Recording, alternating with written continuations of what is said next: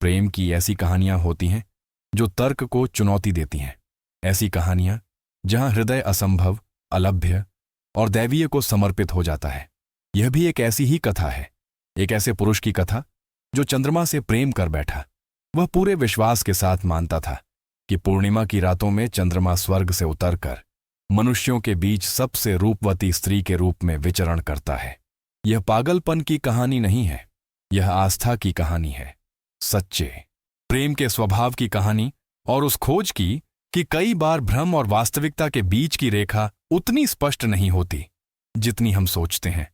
प्राचीन काल में, जब सिंधु घाटी अब भी ईंटों के नगरों से सजी थी और लोग उन देवताओं की पूजा करते थे जिनके नाम आज इतिहास में खो चुके हैं, एक युवा रहता था, चंद्र नाम का। यह नाम विडंबनापूर्ण था क्योंकि चंद्र संस्कृत में चांद का ही अर्थ है। उसके माता पिता ने उसका नाम इसलिए रखा था क्योंकि वह अत्यंत उज्ज्वल पूर्णिमा की रात पैदा हुआ था, एक शुभ संकेत, ऐसा उनका विश्वास था। अनेक दृष्टियों से चंद्र एक साधारण युवक था, एक कुम्हार का बेटा जिसने बचपन से ही मिट्टी को आकार देना सीखा था। घड़े, कटोरियां, दीपक जिन्हें वह बाजार में बेचता था। वह कुशल था, उसके हाथ मजबूत थे और उसका रूप साधारण किंतु सौम्य था। परंतु उसमें कुछ था, कुछ ऐसा जिसे लोग महसूस तो करते थे पर नाम नहीं दे पाते थे। चंद्र एक स्वप्न दृष्टा था, बड़े भविष्य या ऊंची महत्वाकांक्षाओं वाला नहीं, बल्कि शब्द के शाब्दिक अर्थ में। वह जागते हुए स्वप्न देखता था, उन विचारों और दृश्यों में खो जाता था जो उसे अपने आसपास की ठोस दुनिया से भी अधिक वास्तविक प्रतीत होते थे। और उसके हर स्वप्न में हमेशा चंद्रमा होता था। बचपन से ही चंद्र रात्रि आकाश में चमकती उस रजत गोलिका से मोहित था। जब अन्य बच्चे सूरज ढलने के बाद खेलते या सो जाते, वह जागा रहता, चंद्रमा को उदित होते, आकाश पार करते और अस्त होते देखता। वह उसके चक्रों का अध्ययन उस लग्न से करता था जिसकी कामना उसके गुरु उसके पाठों के लिए करते थे। चंद्रमा के हर चरण, हर गति, हर विचित्रता को वह समझ चुका था। पर यह मात्र खगोल विज्ञान की रुचि नहीं थी, यह उससे कहीं गहरा था। चंद्र को चंद्रमा से एक अदृश्य संबंध महसूस होता था, मानो वह उसे पुकार रहा हो, मानो उस रजत प्रकाश में कोई संदेश छिपा हो जिसे सिर्फ वही पढ़ सकता था। जब चंद्र 16 वर्ष का हुआ तब कुछ असाधारण हुआ, या कम से कम उसे ऐसा विश्वास था कि हुआ। वह चैत्र मास की पूर्णिमा की रात थी, जब बसंत अपने चरम पर होता है। चंद्र, जैसा वह हमेशा करता था, भोजन के बाद घर से निकलकर चांद को देखने गया। वह सिंधु नदी के तट तक पहुंचा, जहां जल में चंद्रमा की रोशनी चांदी की परत सी चमक रही थी। वह तट पर बैठा विचारों में डूबा था जब उसे एक ध्वनि सुनाई दी। वह नदी की नहीं थी, न ही हवा की, कुछ और, एक मधुरता, एक धीमी गुनगुनाहट। चंद्र खड़ा हुआ, स्रोत खोजने लगा, और तभी उसने उसे देखा। एक स्त्री जल के किनारे खड़ी थी, बस कुछ ही कदम दूर। परंतु वह साधारण स्त्री नहीं थी, वह मानो चांदनी से गर ही गई हो। उसकी त्वचा रजत सी दमक रही थी, उसके काले बाल रेशमी धारा की तरह कमर तक गिर रहे थे, और उसकी आंखें रात के आकाश की तरह गहरी, अनंत थीं। उसने इतनी महीन साड़ी पहन रखी थी कि वह ठंडी धुंध की मूर्ति सी लगती थी, एक साथ छुपाती भी और उजागर भी करती हुई। और वह सीधे चंद्र की ओर देख रही थी। तुम, उसने कहा, उसकी आवाज मंदिर की दूर की घंटियों जैसी मधुर थी। तुम वही हो जो हर रात मुझे देखते हो। चंद्र बोल नहीं पाया, उसका हृदय इतनी तेजी से धड़क रहा था कि उसे लगा वह फट जाएगा। स्त्री मुस्कुराई, पूर्ण अंधकार के बाद उठती पूर्णिमा की चंद्रकला की तरह। क्या तुम जानते हो कि मैं कौन हूं? आखिरकार चंद्र की आवाज लौटी। तुम चंद्रमा हो। हां, उसने कहा, मेरे स्वर्गीय रूप में मैं आकाश को प्रकाशित करती हूं, परंतु महीने में एक बार अपनी पूर्ण शक्ति पर पहुंचकर मैं कुछ घंटों के लिए पृथ्वी पर उतर सकती हूं। और आज रात मैंने तुम्हारे सामने आने का निर्णय लिया है। मेरे सामने? क्यों? चंद्र ने हतप्रभ होकर पूछा। क्योंकि तुम मुझे देखते हो, उसने सरलता से कहा। सिर्फ अपनी आंखों से नहीं, अपनी आत्मा से। क्योंकि तुम्हारा प्रेम उन लोगों के बीच के पर्दे को भेद देता है। वह एक कदम और आगे बढ़ी, और चंद्र ने महसूस किया कि हवा ठंडी हो गई है। असहज नहीं, बल्कि ग्रीष्म की रात में बहने वाली ताजी हवा जैसी। तुम्हारा नाम क्या है? उसने पूछा। चंद्र, उसने फुसफुसाया, वह मंद हंसी, जलधारा के पत्थरों पर बहने जैसी धुन। कितना उचित। चंद्र चंद्र को पुकार रहा है। और तुम? चंद्र ने पूछा। मैं तुम्हें क्या कहकर पुकारूं? तुम्हारी भाषा में मेरे कई नाम हैं, चंद्रा, सोमा, इंदु, पर तुम मुझे चंद्रिका कह सकते हो। इसका अर्थ है चांदनी की किरण। मैं चाहती हूं कि तुम मुझे इसी नाम से पुकारो। उन्होंने घंटों तक या शायद कुछ ही मिनटों तक बातें की। समय जैसे थम गया था। चंद्रिका ने आकाश की कथाएं सुनाई, उन तारों की जो दिव्य आत्माएं थीं, सूर्य के बारे में जो उसका भाई भी था और प्रतिद्वंद्वी भी। चंद्र ने उसे अपने जीवन के बारे में बताया, मिट्टी को गढ़ने के अपने काम के बारे में, अपने परिवार के बारे में, उन सपनों के बारे में जो वह देखता था। और फिर बहुत जल्दी उसने कहा, मुझे जाना होगा, भोर निकट है और मैं उससे आगे नहीं रह सकती। मैं तुम्हें फिर कब देखूंगा? चंद्र ने घबराहट से पूछा। उसके खोने के विचार मात्र से उसका हृदय कांप उठा। अगली पूर्णिमा को, चंद्रिका ने वादा किया, हर पूर्णिमा की रात मैं तुम्हारे पास आऊंगी, यहीं इस स्थान पर तुम मेरा इंतजार करना। और फिर वह बस गायब हो गई। न वह चली न धुंधली हुई, बस पलक झपकते ही अस्तित्व से ओझल, जैसे कभी वहां थी ही नहीं। चंद्र घुटनों के बल गिर पड़ा, कांपता हुआ। क्या यह वास्तव में हुआ था या वह सो गया था और यह सब उसने सपने में देखा? लेकिन उसके हृदय को पता था यह वास्तविक था, उतना ही वास्तविक जितना उसके जीवन का कोई भी अनुभव। अगले दिनों में चंद्र किसी सम्मोहन सा चलने लगा। उसके माता पिता बदलाव को देखकर चिंतित थे, पर इसे युवावस्था का सामान्य विचलन समझकर टाल दिया। उसके मित्र उसे चिढ़ाते, लगता है किसी से प्रेम हो गया है, और वे सही थे, पर वे कभी कल्पना भी नहीं कर सकते थे कि किससे। चंद्र ने अपनी सच्चाई बस एक व्यक्ति को बताई, अपने निकटतम मित्र अर्जुन को। मैंने एक स्त्री को देखा, चंद्र ने कहा, जब दोनों चाक पर मिट्टी गढ़ने का काम कर रहे थे। अब तक की सबसे सुंदर स्त्री। कौन है वह? अर्जुन ने उत्सुकता से पूछा। किस कुल की है वह? यहां की नहीं है, चंद्र ने सावधानी से कहा।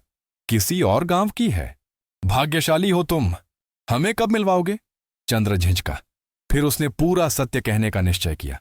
वह चंद्रमा है अर्जुन, उसने धीमे से कहा। पूर्णिमा की रात वह आकाश से उतरकर स्त्री बन जाती है। चुप्पी, भारी बोझिल चुप्पी। अर्जुन ने काम रोक दिया।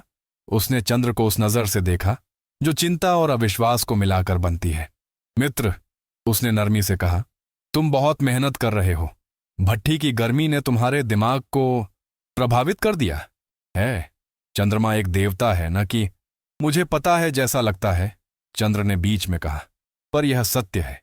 मैंने अपनी आंखों से उसे देखा है, मैंने उससे बात की है। अर्जुन ने उसके कंधे पर हाथ रखा। तुम्हें आराम की जरूरत है, शायद वैद्य के पास भी। और तभी चंद्र ने अपनी भूल समझी। कोई उस पर विश्वास नहीं करेगा। कैसे कर सकता था? वह स्वयं भी न करता, यदि अनुभव न किया होता। तुम ठीक कहते हो, उसने जल्दी से कहा। शायद मैंने सपना देखा होगा, गर्मी जैसा तुमने कहा। लेकिन अर्जुन आश्वस्त नहीं हुआ और जल्द ही गांव में अफवाहें फैलने लगीं। चंद्र, कुम्हार का बेटा, पागल हो रहा है, देवियों को देखता है, किसी प्रेत का साया है उस पर, शायद झाड़ फूंक की जरूरत है। उसका परिवार शर्मिंदा और भयभीत दोनों था। एक रात उसके पिता ने क्रोध में पूछा, ये कैसी बेहुदा कहानी फैला रखी है तुमने? चंद्रमा स्त्री बनकर तुम्हारे पास आता है, लोग हंस रहे हैं हम पर, उन्हें हंसने दो। चंद्र ने शांत भाव से कहा, अगली पूर्णिमा को मैं फिर उसे देखूंगा, तब आपको भी विश्वास हो जाएगा कि मैं पागल नहीं हूं। बस, उसके पिता गरजे, या तो यह मूर्खता छोड़ दो या यह घर छोड़ दो। पर चंद्र नहीं छोड़ सकता था। और जब अगली पूर्णिमा आई, वह फिर नदी के तट गया। ठंडी रात, भूख, अकेलापन, सबको अनदेखा कर वह प्रतीक्षा करता रहा। घंटे बीत गए और फिर वह आई। चंद्रिका। उसके चेहरे से आंसू बह निकले। तुम वापस आ गई, तुम सच हो। निश्चय ही मैं सच हूं, उसने कहा और उसके गाल को छुआ। उसकी उंगलियां ठंडी थीं पर कोमल। मुझे लगा था शायद तुम संदेह करोगे। सब संदेह करते हैं, चंद्र ने कहा। कहते हैं मैं पागल हूं, मैं भट्ठी की धुएं में खो गया हूं। चंद्रिका ने समझदारी से सिर हिलाया।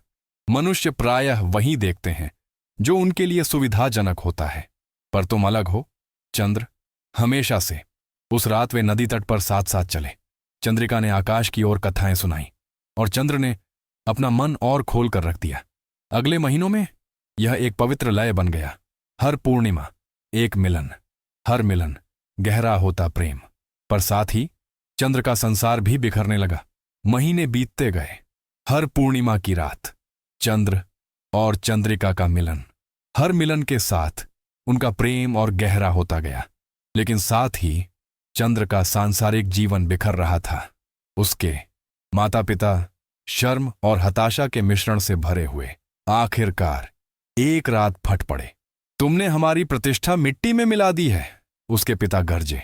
लोग कहते हैं तुम पागल हो, देवियों से बात करते हो। अब यह सब बंद होगा, वरना तुम इस घर से जा सकते हो। चंद्र शांत लेकिन दृढ़ था। मैं उसे छोड़ नहीं सकता पिता। अगली पूर्णिमा को मैं उसे फिर देखूंगा, बस। उसके पिता ने चिल्लाते हुए कहा, तुम्हारी ये कल्पनाएं अब हमारे घर में नहीं रहेंगी। या तुम ये पागलपन छोड़ दो या ये घर छोड़ दो। और इस बार चंद्र ने चुन लिया। वह घर छोड़कर गांव की सीमा पर एक छोटी सी कुटिया में रहने लगा। वह अब भी मिट्टी के बर्तन बनाता था, पर सिर्फ उतने जिनसे उसका गुजारा हो सके। उसका जीवन अब एक ही चीज पर केंद्रित था, पूर्णिमा, चंद्रिका और उनका असंभव सा प्रेम। गांव के लोग उससे दूर रहते, कुछ बच्चे उसका मजाक उड़ाते। पागल चंद्र, चंद्र से प्रेम करता है। वे उसकी कुटिया पर पत्थर फेंकते, पर चंद्र सब सह लेता, क्योंकि वह जानता था कि उसका प्रेम सत्य था और उस सत्य के कारण वह कुछ भी सह सकता था। उनकी 12वीं पूर्णिमा के मिलन में चंद्रिका का चेहरा पहले से अधिक गंभीर था। मेरे प्रिय, उसने धीरे से कहा। उसकी आवाज में एक भारी उदासी थी। मुझे तुमसे एक बात कहनी है। क्या? चंद्र ने महसूस किया कि उसका दिल बैठ गया। हमारा यह मिलन हमेशा नहीं चल सकता। चंद्रिका ने आकाश की ओर देखा। दिव्य लोक के अपने नियम हैं और मैं उन्हें तोड़ रही हूं। कैसे? चंद्र ने लगभग फुसफुसाते हुए पूछा। देवताओं को मॉर्टल्स से बंधना नहीं चाहिए। मानवीय प्रेम हमारे लिए वर्जित है। ये दोनों के लिए खतरनाक है। किस तरह का खतरा? चंद्र की आवाज कांप उठी। तुम्हारे लिए, क्योंकि तुम नश्वर हो और मृत्यु तुम्हारी नियति है। तुम वृद्ध हो जाओगे और मर जाओगे। मैं नहीं, मेरे लिए, क्योंकि जितनी देर मैं पृथ्वी पर रहती हूं मेरी दिव्यता क्षीण होती जाती है। एक दिन मैं अपना अमृतत्व खो सकती हूं। चंद्र का हृदय कट गया। तो फिर मेरे साथ रहो, नश्वर बन जाओ। चंद्रिका ने व्यथित मुस्कुराहट के साथ कहा, यदि मैं यह करूं तो मैं वह नहीं रहूंगी जिसे तुम प्रेम करते हो। मैं बस एक साधारण स्त्री बन जाऊंगी। मैं तुम्हें किसी भी रूप में प्रेम करूंगा। चंद्र ने दृढ़ता से कहा। तुम अभी ऐसा सोचते हो? चंद्रिका ने फुसफुसाया। पर यदि मेरा चंद्र तेज, मेरा दिव्य स्वरूप सब मिट जाए, यदि मैं सामान्य बन जाऊं, क्या तब भी तुम यही कहोगे? चंद्र ने उसका हाथ थाम लिया। उसकी उंगलियां आज पहले से भी अधिक ठंडी थीं। तो फिर हम क्या करें? उसने पूछा। चंद्रिका की आंखों में आंसू चमक उठे। हमारे पास 2 ही रास्ते हैं। पहला, मैं आना बंद कर दूं और तुम प्रतीक्षा करना छोड़ दो। समय के साथ दर्द कम हो जाएगा। तुम किसी नश्वर स्त्री से विवाह करोगे। एक सामान्य जीवन कभी नहीं, चंद्र ने दृढ़ता से कहा। और दूसरा रास्ता? चंद्रिका ने गहरी सांस ली, मानो अगले शब्द उसका हृदय तोड़ देंगे। दूसरा रास्ता सबसे कठिन है और सबसे खतरनाक। कहो, चंद्र ने आग्रह किया। एक प्राचीन अनुष्ठान है, चंद्रिका ने कहा। नश्वर को दिव्य बनने की अनुमति देता है, आकाश का अंश बनने की। पर इसकी कीमत सबसे भारी है। कौन सी कीमत? चंद्र ने पूछा। तुम्हें अपने सब बंधनों का त्याग करना होगा, अपना परिवार, अपना जीवन और अपना शरीर भी। तुम एक दिव्य आत्मा बन जाओगे, पर मानव नहीं रहोगे। चंद्र ने बिना किसी हिचक के कहा, मैं करूंगा तुम्हारे लिए कुछ भी। इतनी जल्दी उत्तर मत दो, चंद्रिका ने विनती की। तुम समझते नहीं कि इसका अर्थ क्या है। तुम चंद्र के रूप में अस्तित्व खो दोगे। तुम्हारी यादें सूरज की रोशनी में धुंध की तरह मिट जाएंगी। तुम एक नई सृष्टि बन जाओगे और हो सकता है कि उस नए स्वरूप में तुम मुझे पहचान भी ना पाओ। चंद्र स्तब्ध रह गया। और क्या कोई निश्चितता है? उसने धीमे से पूछा। कि मैं तुम्हें पहचान पाऊंगा, कि हमारा प्रेम बचा रहेगा? नहीं, चंद्रिका ने कहा, कोई निश्चितता नहीं है। इसीलिए अब कोई यह अनुष्ठान नहीं करता। बहुत देर तक वे चुप बैठे रहे, सिर्फ नदी की आवाज और तारों की चमक में खोए हुए। फिर चंद्र ने कहा, तो मैं अनुष्ठान नहीं करूंगा। अगर उसमें तुम्हें खोने की जरा सी भी संभावना है तो मैं नहीं करूंगा। चंद्रिका ने आंसू पोंछे।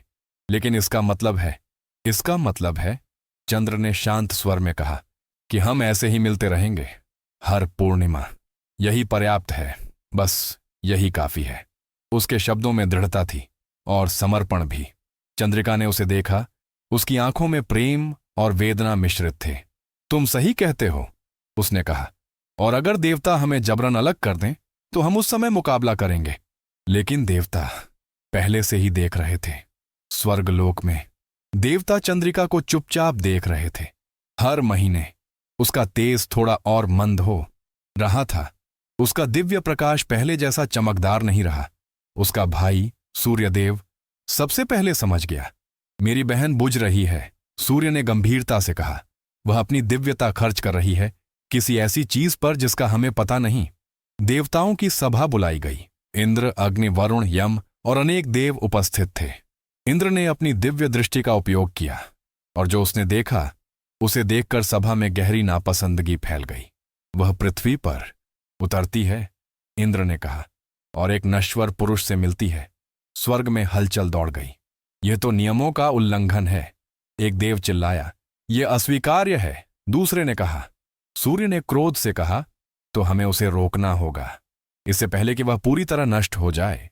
लेकिन तभी ब्रह्मा, सृष्टिकर्ता ने हाथ उठाया। सभा शांत हो गई। प्रेम, ब्रह्मा ने कहा, नियमों से नहीं रोका जा सकता। अगर हम उसे जबरन रोकेंगे तो हम केवल विद्रोह पैदा करेंगे, और यदि हम उस नश्वर को दंडित करेंगे तो हम उसे शहीद बना देंगे। इंद्र ने पूछा, तो फिर क्या किया जाए?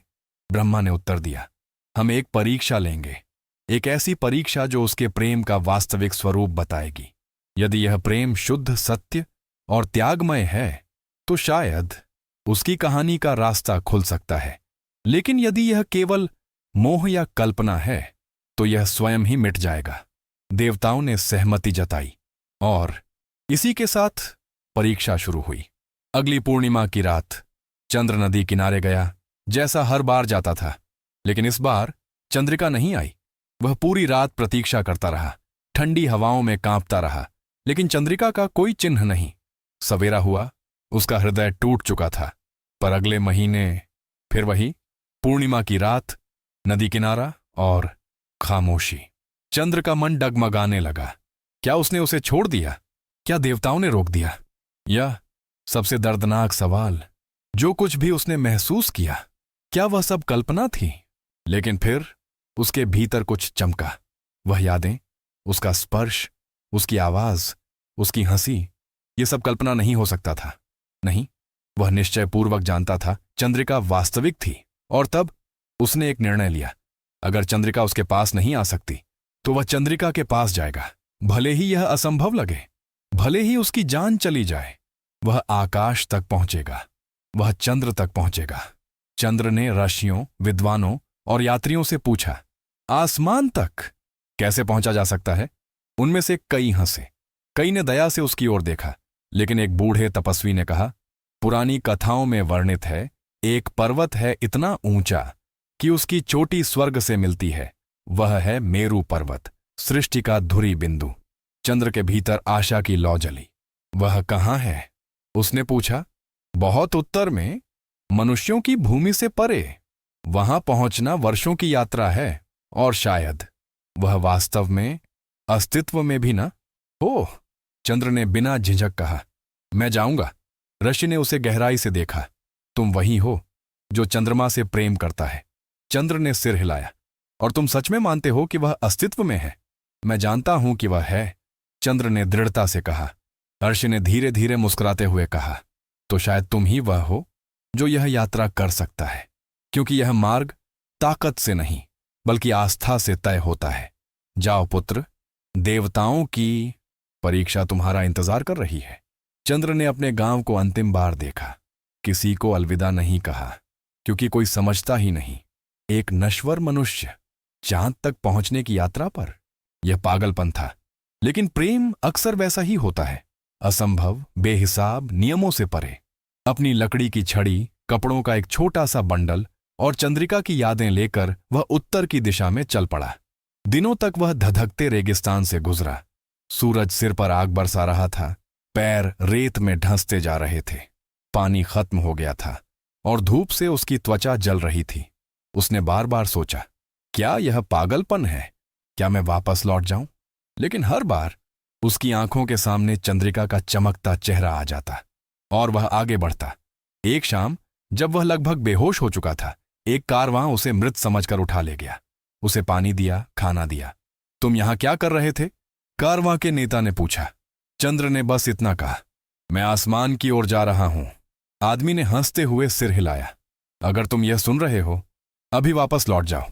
ऐसे रास्ते पर केवल वे चलते हैं जो जीवित रहना नहीं चाहते। चंद्र ने मुस्कुराकर उत्तर दिया, मैं जीवित नहीं, पूर्ण होना चाहता हूं। कारवां ने उसे सीमा तक छोड़ा। अब उसके आगे था काला वन, एक जंगल जिसके बारे में कहा जाता था कि वह मन पर खेल खेलता है। जैसे ही चंद्र ने उसमें कदम रखा, धुंध छा गई। पेड़ों की जड़ें सांपों की तरह हर दिशा में फैलीं। जानवर देखे बिना भी महसूस होते थे। हर तरफ आवाजें थीं, लेकिन कोई दिखाई नहीं देता। रात में उसे अपने नाम की पुकार सुनाई दी, चंद्र, लौट आओ, ये रास्ता तुम्हारा नहीं। वह जानता था ये सिर्फ भ्रम है, वन उस पर खेल खेल रहा है। लेकिन तीसरी रात उसे चंद्रिका की आवाज सुनाई दी, चंद्र, मैं यहां हूं, मुझे बचाओ। उसका दिल कांप गया। वह लगभग आवाज की दिशा में भाग पड़ा, लेकिन उसने अपने हृदय की धड़कन पर ध्यान दिया और उसे समझ आया, यह वह नहीं है, यह जंगल मुझे रोकना चाहता है। वह जमीन पर बैठ गया, आंखें बंद कीं और बोला, अगर यह प्रेम वास्तविक है तो वह मेरा रास्ता नहीं रोकेगा। और धीरे धीरे वह आवाज गायब हो गई। सुबह जंगल वैसा भयानक नहीं लगा जैसे उसने परीक्षा पास कर ली हो। अब उसके सामने थीं बर्फ से ढकी ऊंची चोटियां। ठंडी हवा उसकी हड्डियों तक काट रही थी। पैर सुन्न हो गए थे, कपड़े जम चुके थे। लेकिन वह चढ़ता गया। दिन, सप्ताह, महीने। कई बार वह फिसला, कई बार गिरा। एक बार तो लगभग खाई में लुढ़क गया, लेकिन हर बार वह आखिरी क्षण में खुद को संभाल लेता, क्योंकि उसके भीतर एक आवाज थी, मैं हार नहीं सकता, वह मेरा इंतजार कर रही है। एक रात जब वह एक चट्टान के सहारे बैठा था, आंधियों में कांप रहा था, उसने आकाश की ओर देखा। बादलों के पीछे चांद धुंधला सा चमक रहा था। मैं आ रहा हूं, उसने फुसफुसाया। फिर आंसू बह निकले, जो ठंड में तुरंत बर्फ बन गए। एक सुबह जब सूरज उगा, उसके सामने एक दृश्य प्रकट हुआ जिसने उसका दिल रोक दिया। दूर, कहीं दूर, क्षितिज से भी ऊपर, समुद्रों और पर्वतों से परे, एक स्वर्णिम स्तंभ आकाश को भेदता हुआ सीधे स्वर्ग तक जा रहा था। वह इतना विशाल था कि दुनिया उसके सामने छोटी लग रही थी। चंद्र फुसफुसाया, यह मेरू है, वह वास्तव में अस्तित्व में है। उसकी आंखों में आंसू आ गए। न थकान, न ठंड, न दर्द, कुछ भी महसूस नहीं हुआ। उसके सामने था वह रास्ता जो देवताओं की दुनिया तक जाता है। और अब चंद्र ने छड़ी उठाई, बर्फ से भरे रास्ते पर पैर जमाए और मेरू पर्वत की ओर चल पड़ा। यह अब सिर्फ यात्रा नहीं थी, यह एक व्रत था, एक प्रण था, चंद्रिका तक पहुंचने का प्रण। चंद्र महीनों की यात्रा के बाद अंततः उस पर्वत के चरणों में खड़ा था जिसे देवताओं का मार्ग कहा जाता था, मेरू, जहां हवा इतनी पतली थी कि हर सांस मानो आग की तरह जलाती, जहां बर्फ सूर्य की रोशनी में चांदी की तरह चमकती, और जहां कदम रखना भी मनुष्य के शरीर के लिए असंभव माना जाता था। लेकिन प्रेम हमेशा असंभव को साधारण बना देता है। चंद्र ने अपनी छड़ी मजबूती से पकड़ी, गहरी सांस ली और पहला कदम उठाया। जैसे ही वह ऊपर चढ़ने लगा, आकाश अचानक काला हो गया। हवाएं तेज होने लगीं, फिर इतनी तीव्र कि पत्थरों को हवा में उठा दें। एक आवाज गूंजी, निर्दयी, प्रतापी, मॉर्टल, तू यहां क्या खोजता है? चंद्र ने आंसू बहाती हवा से जूझते हुए उत्तर दिया, प्रेम। आवाज हंसी, गरजती हुई, प्रेम? प्रेम के कारण तू मृत्यु बुला रहा है? चंद्र ने सिर उठाया, हां, क्योंकि बिना उसके जीवन जीवन नहीं, सिर्फ अस्तित्व है। आकाश चमका, हवा ठहर गई, एक हल्की अदृश्य मुस्कान मानो हवा में फैल गई। तो पहला द्वार पार कर और आंधी अचानक गायब हो गई। चढ़ते चढ़ते चंद्र एक ऐसे स्थान पर पहुंचा जहां सब कुछ बदलने लगा। बर्फ गायब हो गई, चट्टानें नरम घास में बदल गईं, हवा में फूलों की महक थी। और फिर उसके सामने चंद्रिका खड़ी थी। वही रूप, वही आंखें, वही उजली मुस्कान। उसने हाथ बढ़ाया। चंद्र, तुम आ गए, अब और मत चलो, यहीं रहो, हम साथ हैं। उसका दिल कांप गया। वह आगे बढ़ा, लेकिन कदम बीच रास्ते में रुक गया। न, यह तुम नहीं हो, यह माया है। उसका स्वर टूट गया। क्योंकि मेरी चंद्रिका मेरी प्रतीक्षा कर रही है, छलावा बनकर मेरी राह नहीं रोकेगी। उस क्षण दृश्य धुंधला हुआ। चंद्रिका की छवि टूटी और पत्थर की दीवार बन गई। एक गूंज सुनाई दी, सत्य को पहचानने वाला प्रेम ही स्वर्ग तक पहुंचता है। अब रास्ता इतना सनकरा हो गया कि एक समय में सिर्फ एक कदम रखा जा सकता था। चारों ओर खाई, ऊपर काले बादल, शरीर थका हुआ, पैर कांप रहे थे। और तभी उसके सामने उसका दूसरा स्वयं खड़ा हो गया। ठीक उसी जैसा चेहरा, पर आंखों में अंधकार। दूसरा चंद्र बोला, तू मूर्ख है, एक देवता के लिए अपनी जान दे रहा है, वह तुझ जैसी तुच्छ चीज के लिए क्यों इंतजार करेगी? चंद्र ने धीरे से जवाब दिया, क्योंकि उसने चुना है और मैंने भी। तेरा शरीर टूट रहा है, वह छाया चिल्लाई। अगर इस पर्वत पर तू मर गया तो क्या उसका क्या होगा? चंद्र ने उसकी आंखों में देखकर कहा, अगर मैं यहीं मर गया तो कम से कम मैं उस दिशा में मरूंगा जहां वह है। छाया चंद्र क्रोध से कांप उठा और अचानक हवा में घुल गया। परीक्षा समाप्त हो चुकी थी। अब उसके सामने आसमान तक जाती एक चमकती हुई सीढ़ी प्रकट हुई, मानो चांदनी से बनी हो। उसने पहला कदम रखा, उसका शरीर कांप उठा। हर सीढ़ी मानो जीवन शक्ति मांगती थी, जैसे वह अपने अस्तित्व का थोड़ा हिस्सा हर कदम के साथ दे रहा हो। लेकिन वह चढ़ता रहा, चढ़ता रहा, चढ़ता रहा, जब तक वह अंतिम सीढ़ी पर नहीं पहुंच गया।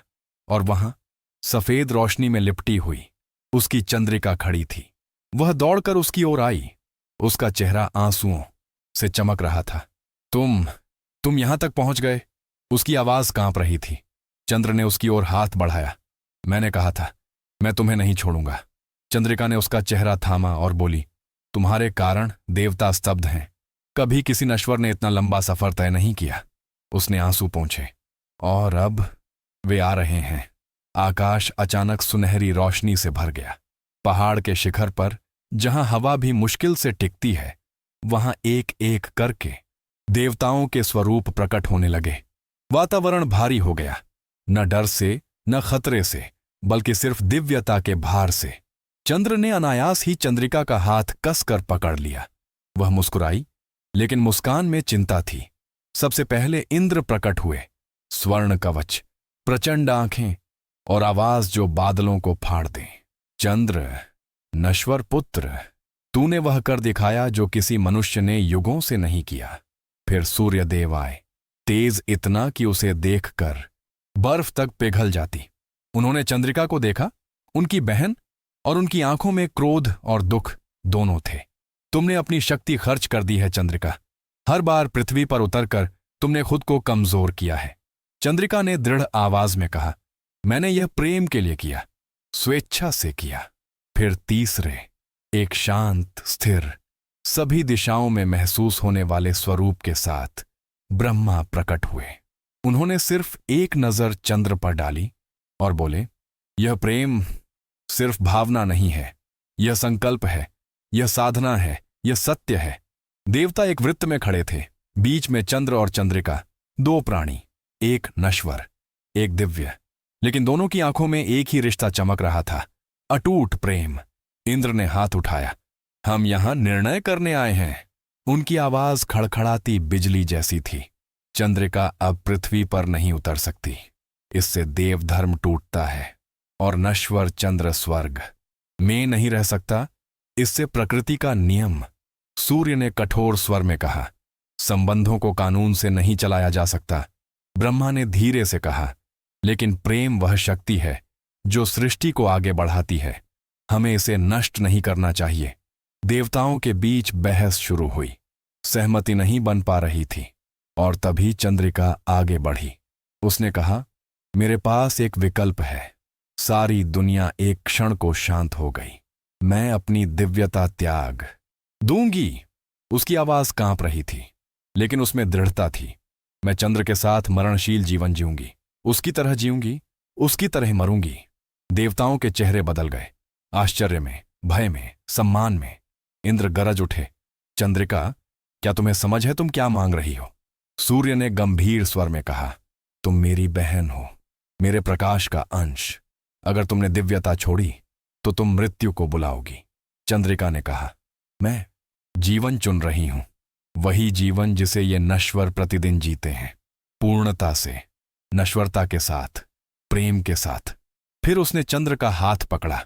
चंद्र, क्या तुम मुझे वैसे ही स्वीकार करोगे जैसी मैं बनूंगी? सिर्फ एक साधारण स्त्री? चंद्र की आंखों में आंसू आ गए।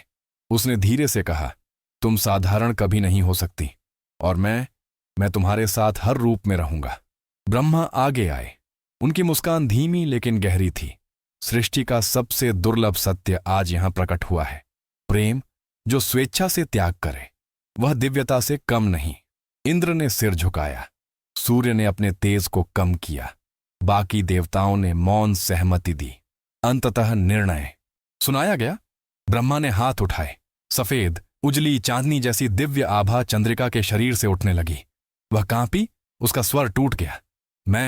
मैं इसे महसूस कर रही हूं।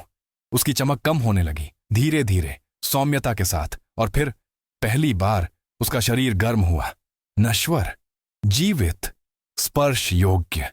चंद्र ने उसे अपनी बाहों में थाम लिया। उसका दिल धड़क रहा था, सामान्य, मानवीय, सुंदर धड़कन। देवताओं ने अंतिम आशीर्वाद दिया, तुम दोनों लंबा जीवन जियोगे, न अमृता न दिव्यता, लेकिन इतना समय कि प्रेम अपनी पूर्णता तक पहुंच सके। फिर वे प्रकाश में विलीन हो गए। अब पहाड़ पर सिर्फ दो प्राणी बचे थे, एक नश्वर जिसने असंभव कर दिखाया, और एक पूर्व देवता जिसने प्रेम के लिए अपनी अमृता छोड़ दी। अब पहाड़ पर सिर्फ दो दिल धड़क रहे थे, एक नश्वर का, एक नए बने नश्वर का। चंद्र ने चंद्रिका का हाथ थामा। उसका हाथ अब गर्म था, जिंदा था। वह मुस्कुराई, एक ऐसी मुस्कान जो दिव्यता से नहीं, मानव स्नेह से भरी थी। अब हम कहाँ जाएं? चंद्रिका ने पूछा।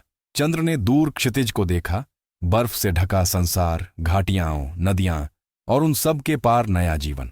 उसने कहा, जहां तक कदम ले जाए, लेकिन साथ। और वे पहाड़ से नीचे उतरने लगे, धीरे धीरे, हाथों में हाथ, जीवन की ओर। महान यात्राओं की तरह उनकी यात्रा भी एक छोटे से शांत गांव में जाकर रुकी। एक हरियाली से भरे घाटी में, जहां नदी बहती थी और हवा में मिट्टी की खुशबू थी। वहीं उन्होंने घर बनाया, साधारण, कच्चे दीवारों वाला, लेकिन प्रेम से भरा। चंद्र ने फिर से कुम्हार का काम शुरू किया। चंद्रिका ने सूत कातना, बुनाई और मिट्टी के दीपक सजाना सीखा। धीरे धीरे गांव बड़ा होने लगा, लोग बसते गए, और चंद्र चंद्रिका उस गांव के सबसे सम्मानित और सबसे दयालु दंपति बन गए। कोई नहीं जानता था उनकी वास्तविक पहचान। किसी ने नहीं जाना कि चंद्रिका कभी खुद चाहत रही थी, और चंद्र, वह बस कहता, मेरी पत्नी आसमान से उतरी है, और हंस देता। लोग इसे मजाक समझते, लेकिन उसकी आंखें सच बताती थीं जिसे शब्द नहीं कह सकते। साल बीतते गए, धीरे, मधुरता से। उनके 3 बच्चे हुए, फिर बच्चे बड़े हुए, फिर पोते पोतियां आए। चंद्र बूढ़े होने लगे। उनकी चाल धीमी, बाल सफेद, कंधे झुके। चंद्रिका भी उम्र दराज हुई, लेकिन धीरे। देवताओं का वरदान उसके जीवन में अतिरिक्त वर्षों की तरह था। लेकिन हर रात पूर्णिमा की, वह बाहर बैठकर चंद्रमा को देखती और हल्के से मुस्कुराती। एक रात, पूर्णिमा की रात, चंद्र बिस्तर पर लेटे थे। उनका शरीर थक चुका था, उनकी सांसें हल्की थीं।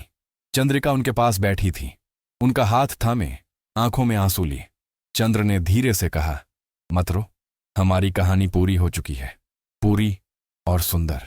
चंद्रिका ने कांपते स्वर में कहा, लेकिन जाने देना आसान नहीं है। चंद्र ने मुस्कुराते हुए खिड़की से झांकता चांद देखा।